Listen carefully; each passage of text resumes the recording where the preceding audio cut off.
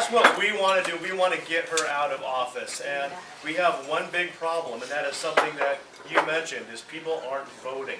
We had low voter turnout in this Metro 101 election, and because of that we get a $500 million tax on our health care. So we need to get people to get out and vote and vote and vote so that we can replace Kate Brown. Now, what is the barrier that we have to getting that to happen? It's that the Republican Party has been doing some things that are, frankly, just not very smart for a long time. They've had some bad campaign strategies, and they've been going about it all wrong. Now, let's talk about some reality with numbers in this state. The numbers say that the Republican Party is in trouble. The Democrats have a lot more people. So the Republican Party has said, well, we have to solve this by being more like Democrats. No. And that's failed every time it's been tried. So we're going to do something totally different. We're going to say, hey, let's be conservatives.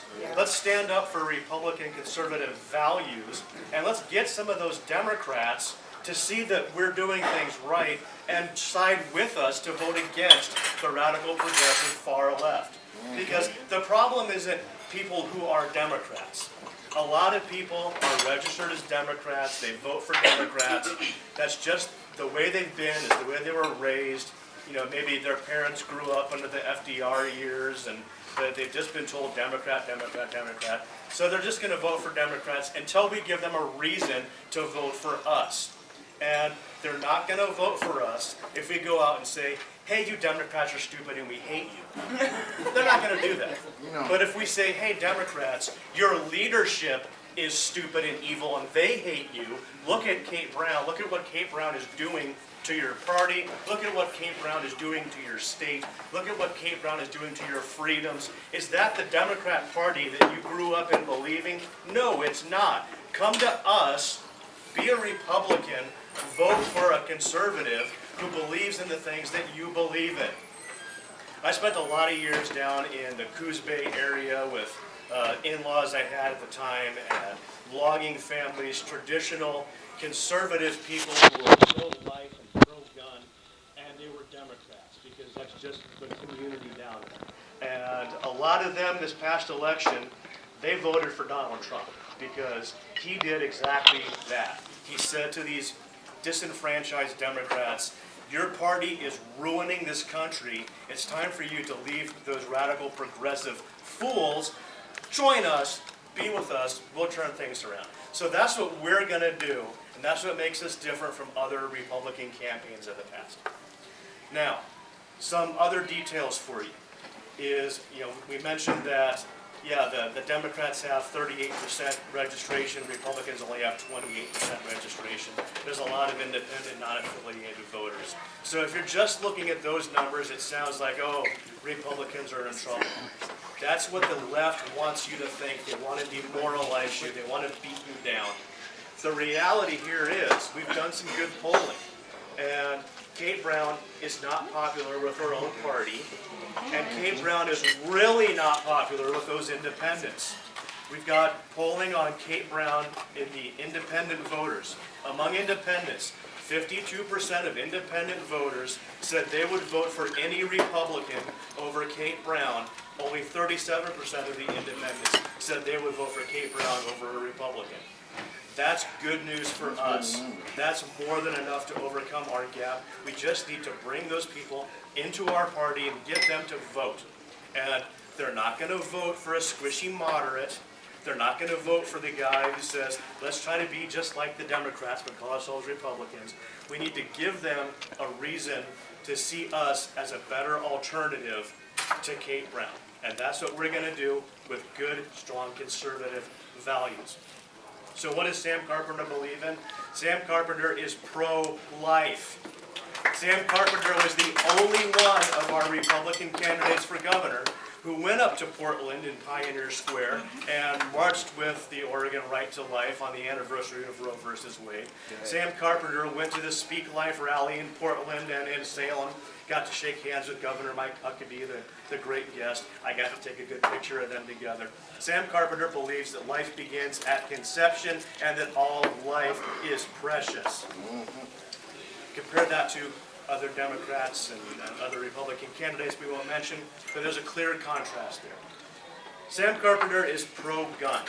He believes the Second Amendment means what it says what it means. We have a right to keep and bear arms, and that shall not be infringed. Got my NRA hat. I know they're not perfect, but I've been a life member for 20 years. We have another candidate running as a Republican who just voted on a bill to give the government more power to take away your guns. And we cannot let that person be our nominee. We cannot let him represent us as the flag bearer for our party. So, with that said, I just want to open the floor up to questions about our campaign and where we are, what we stand. Could you share a little bit about Sam's business background, what he does? Absolutely, I would love to. So, unlike other people in the race, Sam Carpenter has never worked for the government. He is a businessman. He's owned a company in Bend for the last 34 years. It's called Centrotel. It's one of the most successful telephone answering service companies in the country. And when he bought it in the 1980s, it was a struggling little mom and pop telephone answering service. And for several years, he was struggling to turn a profit.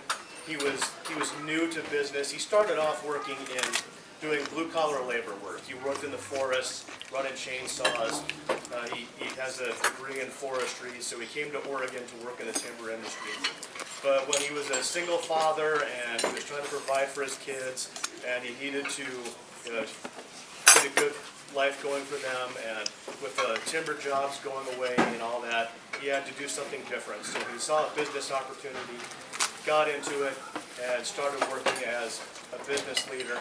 And for the first several years, he was struggling because he was trying to do something new, and he didn't really have all the knowledge he needed to be super successful in it, but he persevered. He put in 100-hour weeks, and he came to a point where he had a big epiphany about his business. That was, everything in business is a series of systems, and you have to take each individual system and maximize its efficiency, eliminate waste, and once he got to that mindset and started turning things around, within a couple of years, he was making a tremendous profit, and he was working very short hours because he was able to get a lot of his work systems automated, and a lot of things that didn't need to be done were being deleted.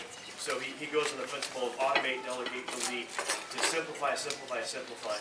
So after a few years, he turned this company into one of the biggest, most successful call centers in the country.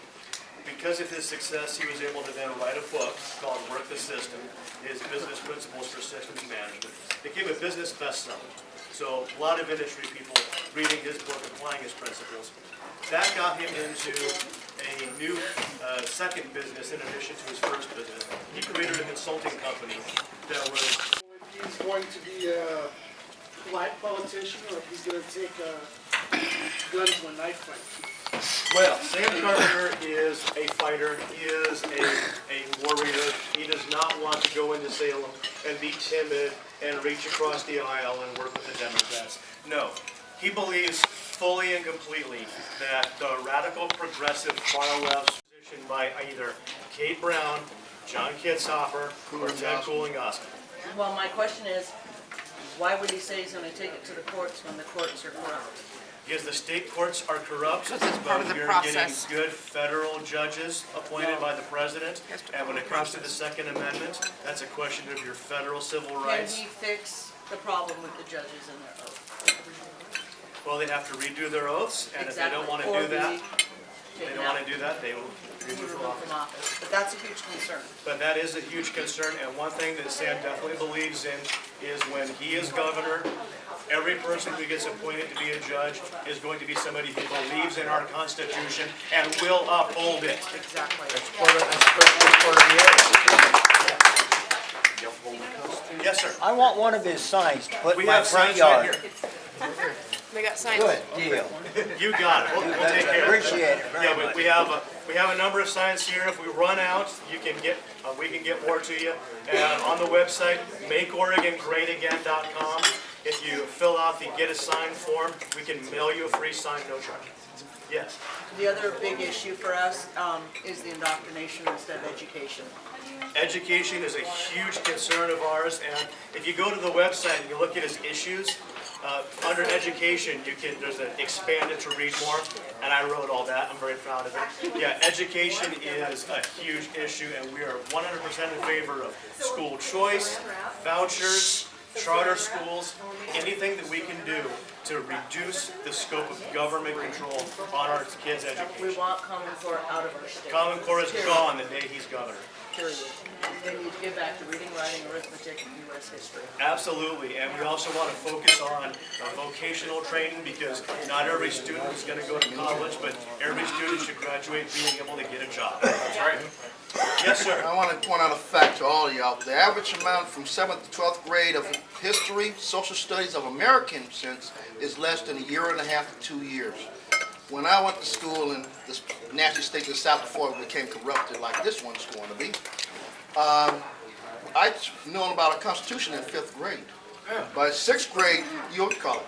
But found my dad, who only had an 8th grade education, he had to take the same test in 8th grade, and that's why he quit school, is he had the immigration test.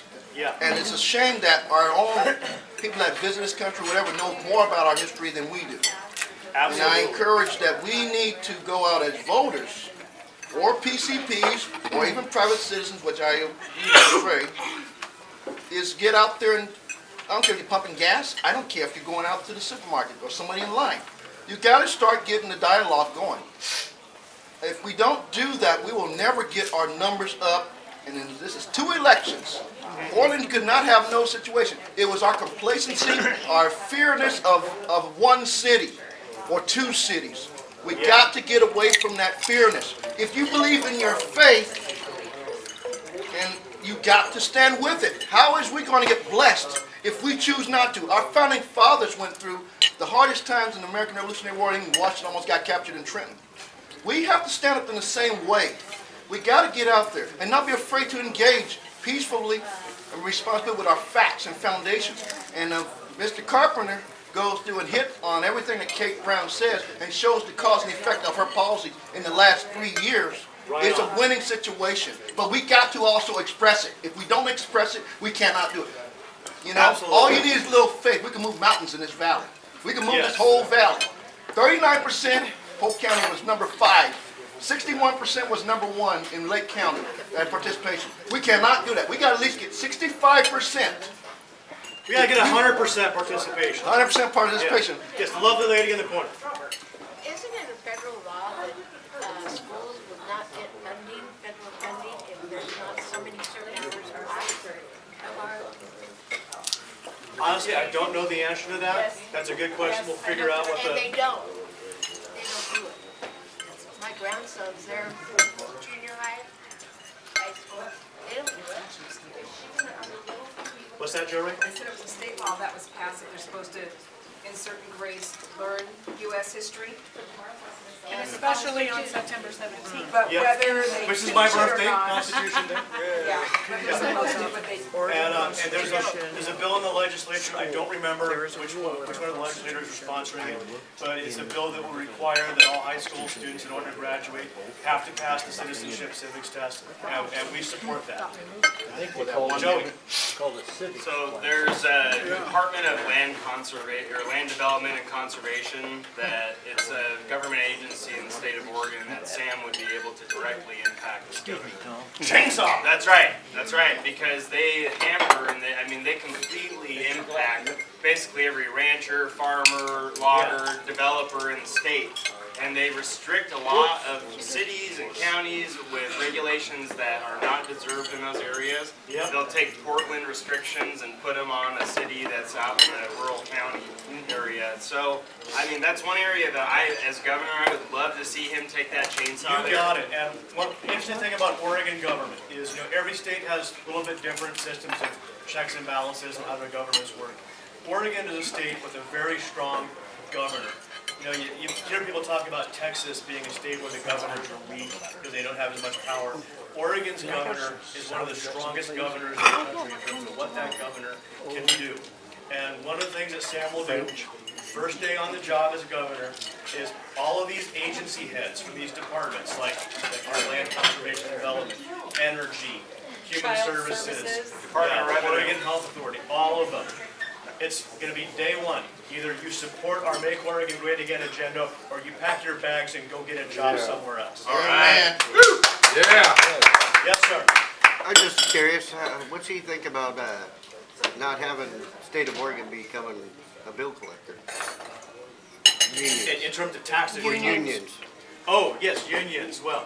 The so right to we- work, we are- work laws. We are very, very, very interested in the Janus case in the Supreme Court right now. Is everybody familiar with this one? No. Okay, so there was a government union worker in Illinois who sued saying I shouldn't be forced to pay union dues if I don't want to. So that case has gone all the way through up to the U.S. Supreme Court. It's the Janus case. And it's scheduled to have the verdict come out probably in May or June. And if this comes out the way we expect it to, then the entire country becomes a right-to-work nation. So we're keeping our fingers crossed for this. The exact same issue came up previously, and unfortunately it was when Justice Scalia died, and so it ended up being a 4-4 no decision, so nothing happened. And we're thinking now that with Justice Gorsuch on the Supreme Court, it'll be a 5-4 in our favor, and we become a right-to-work nation. If that doesn't happen, then as governor, Sam will be working with the legislature to pass right-to-work laws. Yes. What about putting a cap on Well, my, people that want to why can would you do take that. care of I'm sorry, I can't quite hear you. housing? Just daycare, so I would essentially get him. So what about housing? It's getting hard to take the SEO. Housing is a big problem. Union dues on it. Yeah, My rent has and, steadily increased for the last 2 years, every 6 months. yeah, so housing costs are through the roof, and the question is why are housing costs through the roof? And the answer is, you go back to 1973, when the Oregon Senate gave the Senate Bill 100, created comprehensive land use planning, and established urban growth boundaries throughout the state. And because of these urban growth boundaries, basically, all of the areas where people live have been squeezed to the point where there's almost no land left to build houses. So the land itself has become super expensive, and the ability to build new housing is just far too difficult and far too expensive.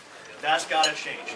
They did that because it was the beginning of the environmental movement, and all it's done for the last 40 years has stopped growth in housing and building development. We need to repeal Senate Bill 100, get rid of the ridiculous barriers to building, and then we'll be able to have more people building more housing, and we can all live much lower budget. I have a fix for that. Right to work. Have Sam get us back our right to the allodial title. Do you know what that is? I don't know what It's a that is. land patent. You own the land, you own what's under it, you own what's above it, you own what's in it. I don't have to ask you to put in a pool. I don't have to ask you to put in a water line. I don't have to ask you to put up a freaking carport. Allodial title, land patent is what we're supposed to have. Yeah, and- Sovereign rule. And we absolutely believe that people should be able to use their land the way they want to use their land. It's a Right down. fundamental principle from our founding fathers. You know, you hear about life, liberty, and the pursuit of happiness, but what many people don't realize is that the original expression was life, liberty, and property. Yes, yes. So, you guys need to honestly look into allodial title, which is a land patent, because that's part of the problem in this country, is nobody has a right to do what we want. Yeah, you We got have privileges, and that's our rights have been gone for decades. And upon people decades. just don't realize To it. have to ask permission to get married, to have to ask permission to take your child out of the hospital when they're born, unless you've registered them, to have to get a social security number, to have to get permission to draw water. This is all part of the problem with the state. Yeah, what happened to freedom? Exactly. Why can't I collect rainwater? Are you freaking kidding me? They own the skies? Absolutely. So those are issues that if Sam can address address them instead of going, well, yeah, you're right. No, I want him to address the allodial title. If I have my own land, I can put 4 corner markers and a flag on the sovereign state. They can't tell me what I can do on mine. Well, you got it, and that's exactly what Sam believes in. I'll talk with him about getting the terminology. The terminology, allodial title or land cap. Yeah, yes, sir. Yeah, a couple things. I understand that lots of water over Bonneville's coming down to the ocean. Kate Brown did it. And in order to use propane, which she passed the cap and trade, which is going to allow her more money in her coffers, I understand. Right. Is there something Sam could do with that? The cap and trade that was passed. Well, the cap and trade has not passed yet. It hasn't. No, they're trying to No, get it it's, passed. they're trying to get it through. Well, she will, I bet. Yeah, but we think it's probably going to pass the House. It may or may not pass the Senate. We don't know. We are absolutely 100% against it. We're running ads on Facebook saying, stop cap and tax. So we're doing what we can to stop it from getting passed. If it does pass, then when he's elected, we're going to look at overturning it. Okay. One other thing, does he have any kind of stance on securing our schools? Safety. Safety. School safety, this is going to be a hot topic now because of the most recent incident. And, Sam absolutely believes that the best way to stop a bad guy with a gun is to have a good guy with a gun. Yeah, but how? That's important. Is there a way to do that? Arm the teachers, train them, NRA training. Yeah, all of the above. Have security. Have security on the campuses. Utilize our retired military and police. Okay. Private security where necessary. Yeah, absolutely. Yes, sir. One thing that people may not know is that kid was legally able to purchase a firearm, so nothing anybody could have done. Yeah, every existing gun law meant nothing. Yeah. The problem was there was nobody on site who could stop him. Right.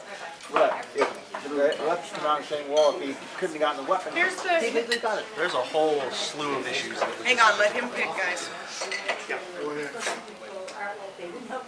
He Yes, was go ahead. actually first. What's your stand on veterans' rights? Veterans' rights. I'm a veteran, 6 years U.S. Air Force. Thank you, sir. We absolutely believe that our veterans need to come first. And this gets to a good transition here to another topic, which is illegal immigration. And illegal immigration is killing our state. It is costing us billions of dollars. We've got Kate Brown and her progressive deep state far-left minions right now are looking to create new benefits to give illegal aliens more services at taxpayer expense.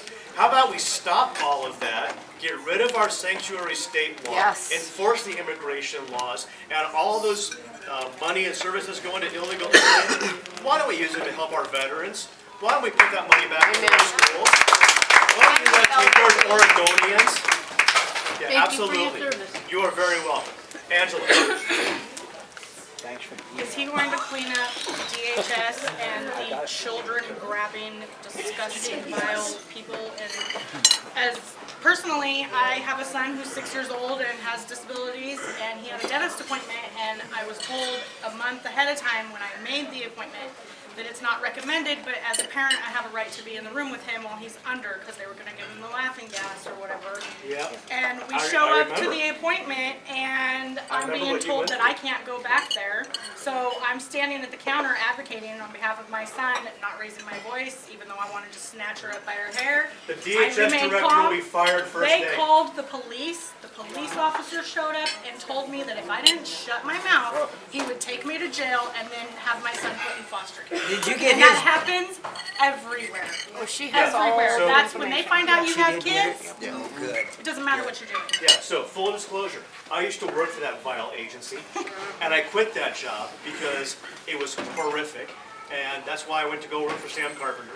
So, yeah, I know exactly what you're talking about.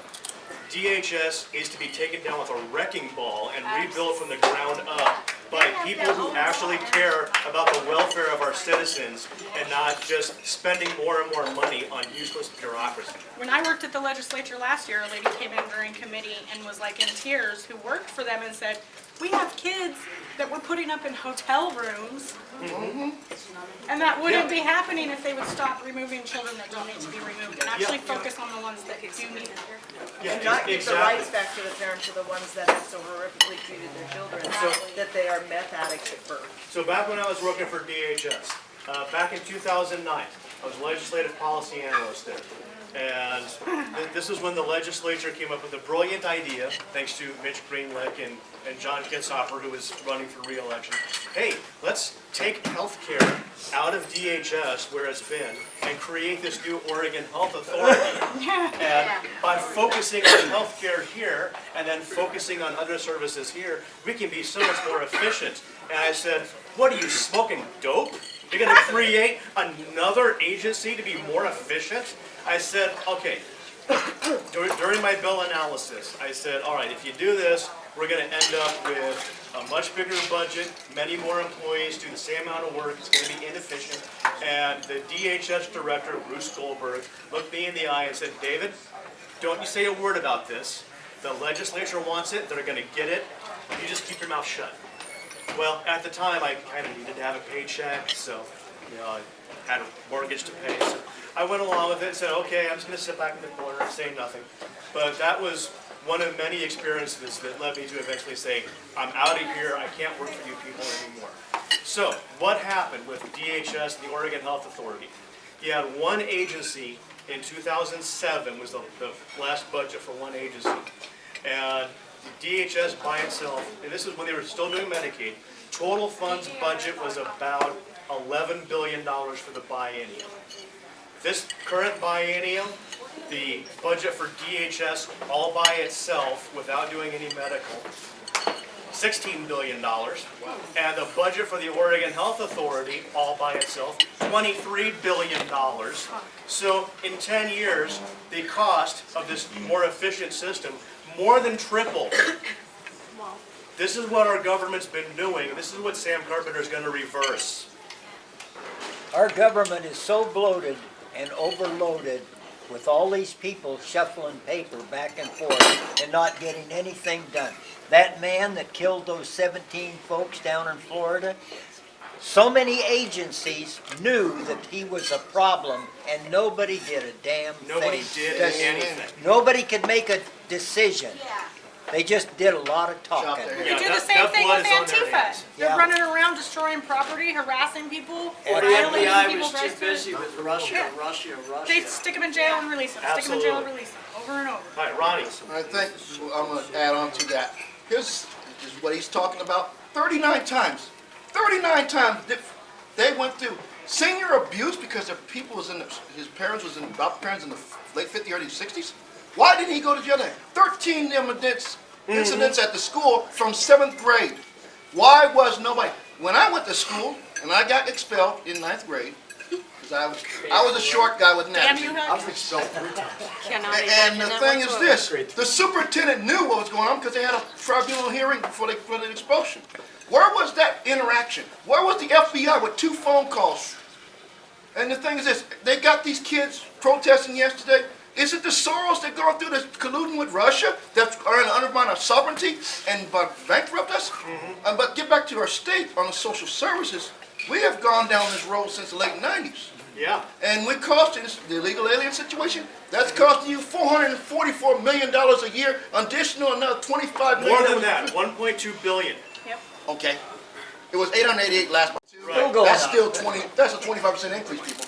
We cannot keep forwarding this. We have to hold people accountable. We have to get the government agencies doing their actual jobs, and if they can't, get rid of them.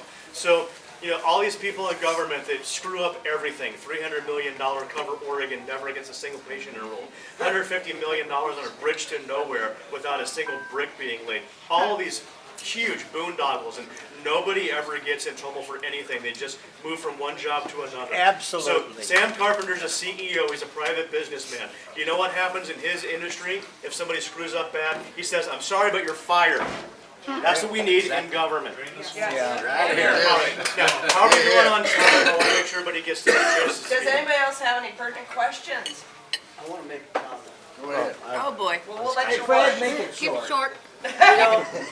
You've been talking about, how percentages, Democrat, Republican. Yeah.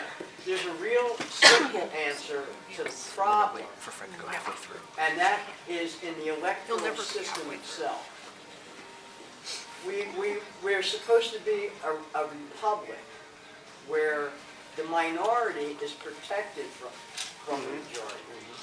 In order for it to work with the election system, each county in Oregon should have their votes counted separately.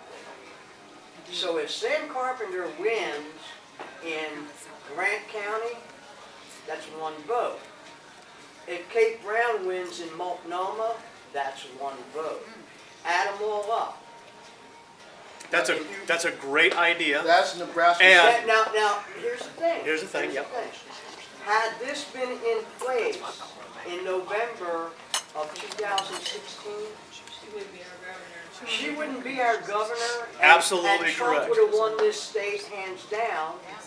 And there's quite a few other Republicans who would have won and got rid of people like Ron Wyden or... Absolutely correct. So very good point. Just two quick points to that is, it's a great idea. It would require a state constitutional amendment. So it's not something that Sam could just do.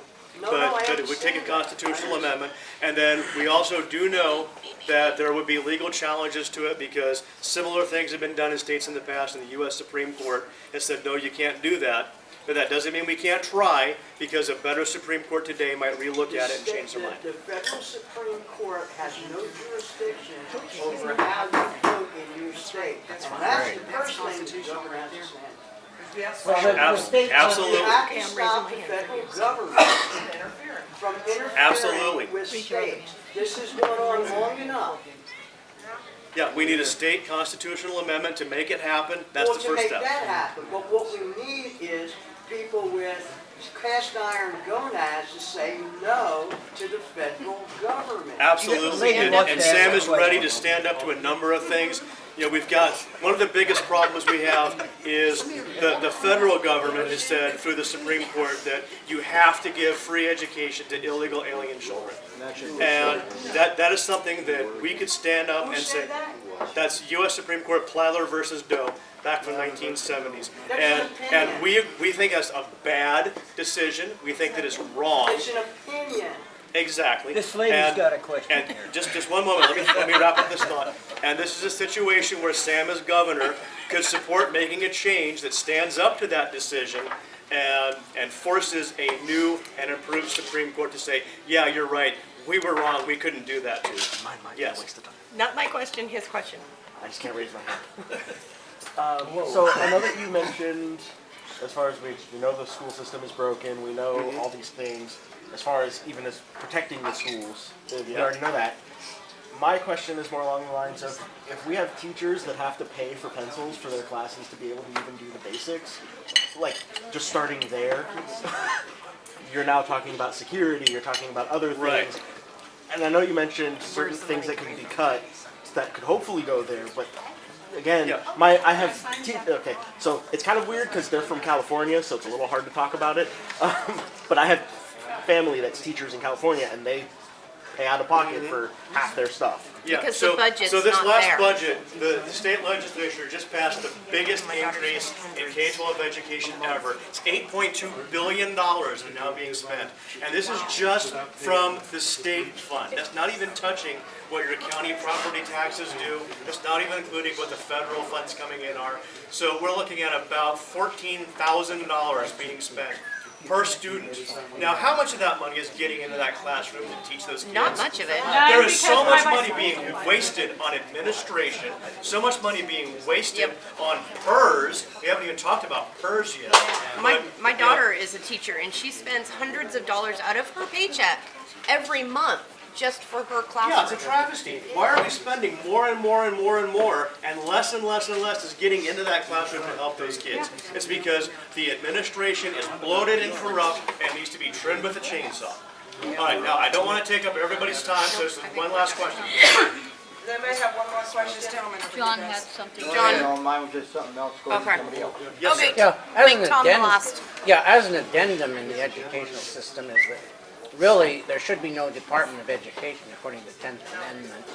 And Federal Department, yeah. We fully support the federal government getting out of education. Okay, I just wanted to add that in. Okay. Absolutely. Okay. All right, guys, we're gonna move on to Joe Ray. All right, Give her so her. just one last thing I want to say, website, makeOregonGreatAgain.com, Facebook, Dan Carpenter for Governor. Thank you. Everybody that know. I'm Rae Perkins. I am running in Oregon's 4th Congressional District to displace a person. I will not say his name because it was already said tonight. And I have Sorry, I didn't mean to cuss. I have a theory, because I'm recording, I won't say his name. It is a contested primary, so for those of you who do not know where the 4th Congressional District is, there's actually a map on the back of my brochure. It is all of Linn County, which goes all the way up to Detroit. So anything on this side of the San Am River. It goes all the way down to Brookings. So if I were to go corner to corner, I think it would take me over 6 hours to get there, be able to make that drive. Benton County, excluding North Albany, Adair Village, Olive Lane, Olive Douglas, Olive Coos, Olive Curry, Josephine County, except for Grants Pass. It's over 17,000 square miles. Not as big as the entire state, but it feels like it some days. I think, who of you guys do not know me? This gentleman here, this gentleman here. Okay, so I live about half a mile from here. I am a Main Street American. I married my high school sweetheart. We are coming up on 40 years of marriage. He's a carpet installation contractor. We're Main Street Americans. My background, I've been a banker, a real estate agent, a financial planner, a micro business owner. I'm a mother, and we have 14 grandchildren. We have two married kids. I've been through the highs and the lows. Been through the ups and downs, the good times, the bad times, just like the majority of Americans. I'm a constitutionalist. And I'm running because I know beyond any shadow of a doubt this is something that God has called me to do. Today at church, it was interesting. Our pastor shared something that Mark Twain said. There's 2 important days in your life. The first one is the day you're born. The second day is the day that you realize why you were born. That was from Mark Twain. Wow, that is pretty darn powerful. I know why I was born. I know that I was born to be a person who's got the guts, who's got the intestinal fortitude to stand up against a corrupt government. To go back there and say, hey, we have this Constitution. In fact, the job description for me and Joey Nations is right there in that Constitution. It's right there. It is not to have education and tell the states how to do the education. It is not to force health insurance down the throats of everybody. It's number 1, to protect our nation from our enemies, right? It's the number 1 job of the federal or the general government. That's the number 1 job.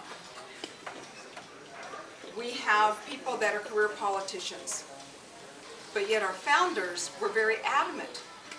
They said, serve your country for a season and then return to your home counties, your home cities. And if you want to be involved there as a public servant, not in the federal government. They never designed it to be a 32-year plus career. We just had a couple of people that resigned. The swamp is self-draining, thank God for that. 40 plus years in Washington, D.C., give me a break. They're so sold out. And I call it the DC vortex, that their hearts and their souls and their brains have been sucked out, and it's really sad. It really is. One of the things that happens when you go into Washington, D.C., the first week that you're there, they take you, first you get to see where your office is going to be. They talked about getting your staff all set up. But then they take you off-site to another location, to a call center. And they expect you to make phone calls to the point that you're raising a minimum of $10,000 every week. Jeez. I'm not being elected to be a professional fundraiser. I am not a professional fundraiser. And by the way, I haven't seen that anywhere in the Constitution that says the job of a U.S. representative is to raise money to make sure that people keep getting reelected. Am I going to ruffle feathers? Yes. Do I care? No. I don't care, because I'm going to be there for, number 1, as long as God wants me there, and number 2, for as long as the people want me there, and no more than 12 years, guaranteed. I believe in term limits, and I didn't used to because it was called vote them out, except for the problem is trying to get people voted out has become a challenge until now. And I totally believe that we have a great opportunity because we've got, number 1, Donald Trump is our president. And his ratings are climbing. And the progressives are coming unglued. The establishment is coming unglued because he's the wrecking ball that is going in there and going, You see, I understand what a corrupt government is. In fact, he talked about it when he was running during one of the debates. He said, yeah, I had to give a Democrat politician a $100,000 donation so I could get my project moved, and that should never happen in America. Amen. That's why he understood the corruption, because he dealt with it on a regular basis as a real estate person. Extortion. Yeah, you're right, Does Ronnie. anybody have any questions? It's extortion. for Rae? So, I'm asking for your vote.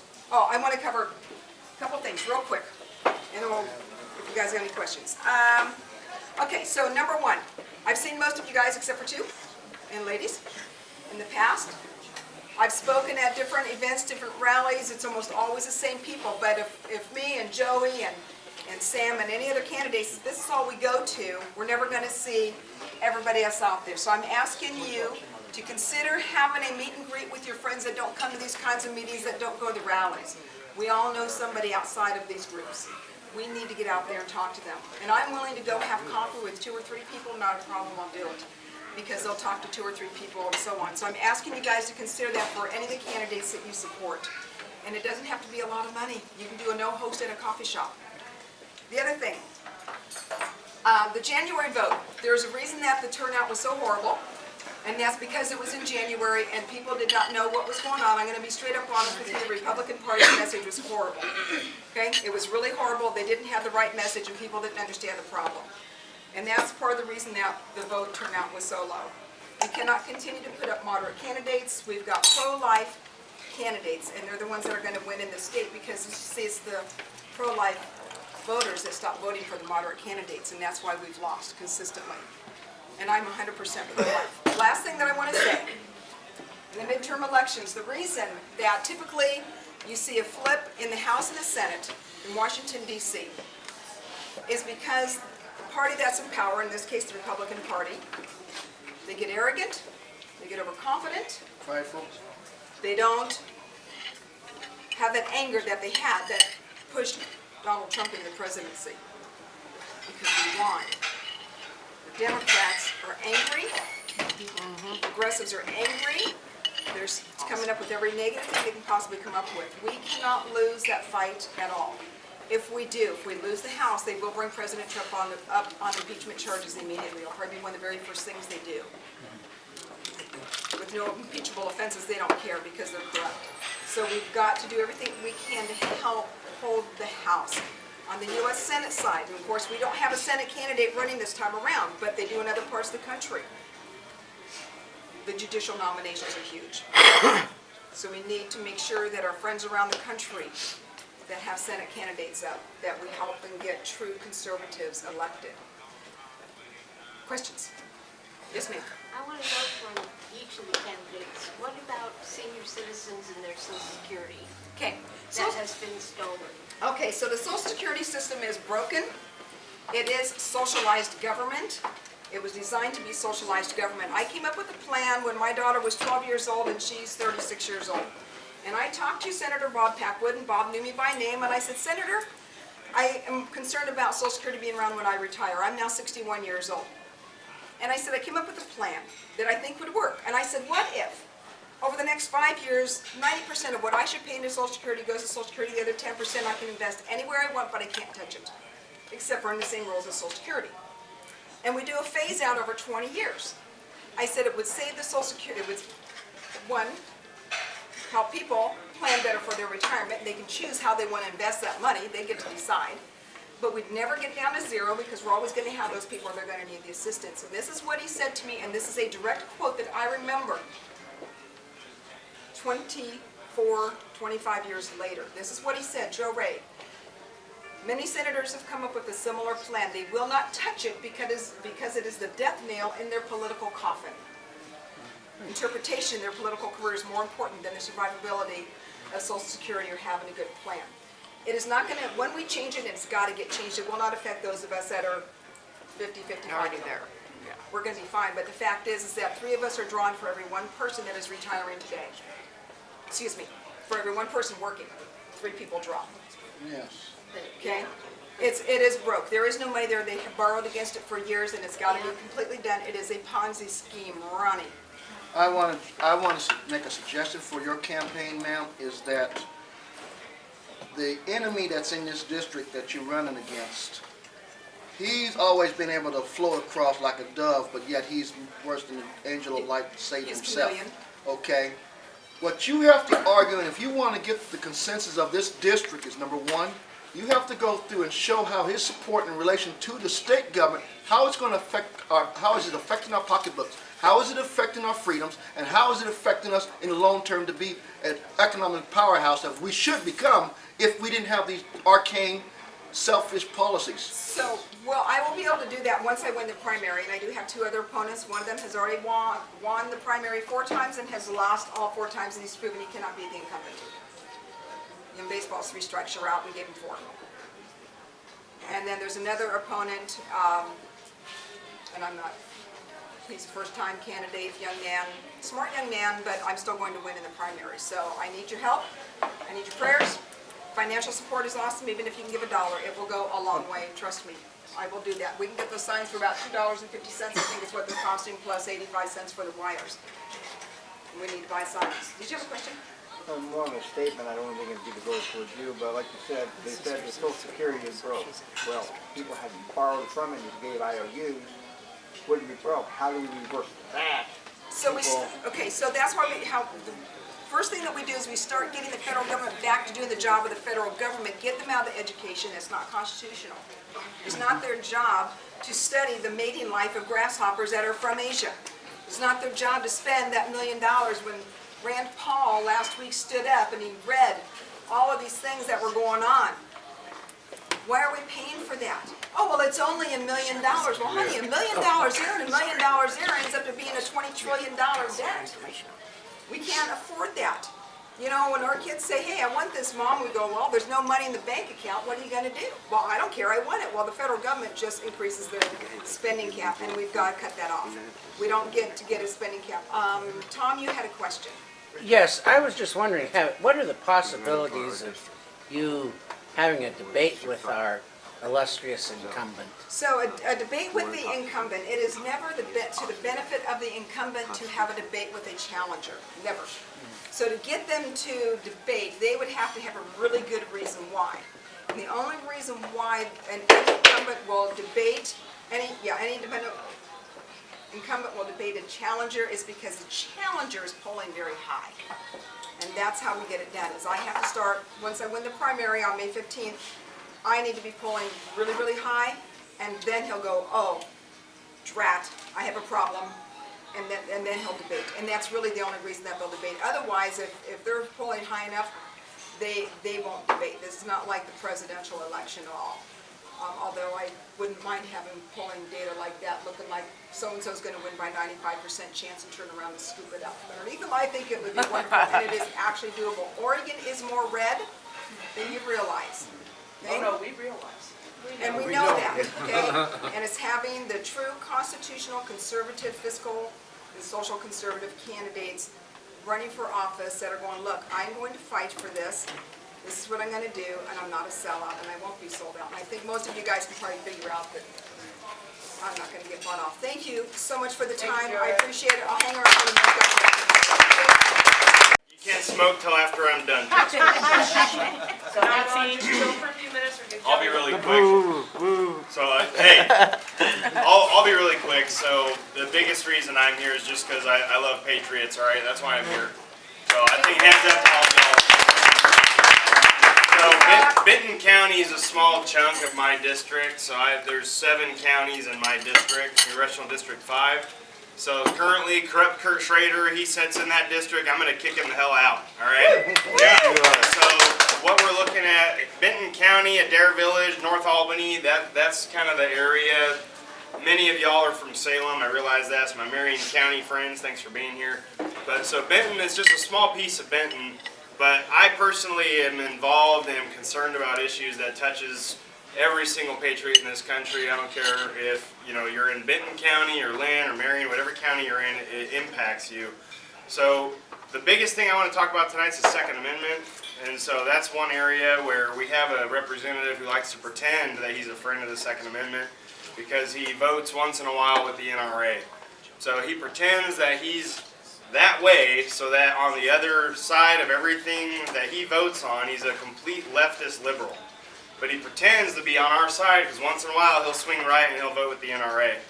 So I'll tell you right now, he's not a friend. This individual has been running the mill 100% the last 8 years. He takes lobbyist money from out of state, out of district, and he uses it to his own personal enrichment every time that he can. And he'll say out the other side of his mouth that he doesn't like money in politics, he doesn't like federal government encroaching on our rights, but then he supports all those things when he's in D.C. So when he comes back to Oregon, he likes to put on his boots and his jeans, and he likes to lie to our faces, right? So I'm not going to do that to y'all. I don't take any special interest money, no lobbyist money of any kind. I'm a complete grassroots candidate. So that means I'm self-financing, that means I'm taking small donors, right? So joeynations.com, volunteer, come out, all that kind of support we need to actually take back our state. So Second Amendment, again, my biggest thing is the Second Amendment's fine, leave it the way it is, all right? So one thing that's a hot topic in D.C. right now, y'all heard about national reciprocity, okay? So national reciprocity is not a bad idea, okay? But what I think is the federal government's got to stay completely out of that. You can't have any federal permitting. You can't have any federal involvement at all, okay? Yes. And so and I actually personally would take it a step further. So I like constitutional carry. So is everybody familiar with constitutional carry? Okay. Constitutional carry is what we actually need. So national reciprocity is a step in the right direction, but it's not where we need to end up at. So I'm all about getting to where we need to end up at. That's a constitutional republic.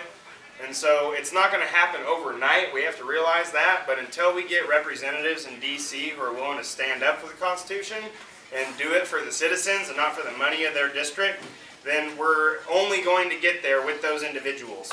And so you have to find those candidates. I'm one of them. I know Joe Ray feels the same way about the Constitution. I know Sam Carpenter feels the same way about the Constitution. We need people who stand up and fight for that and fight on their 2 feet every single day for it.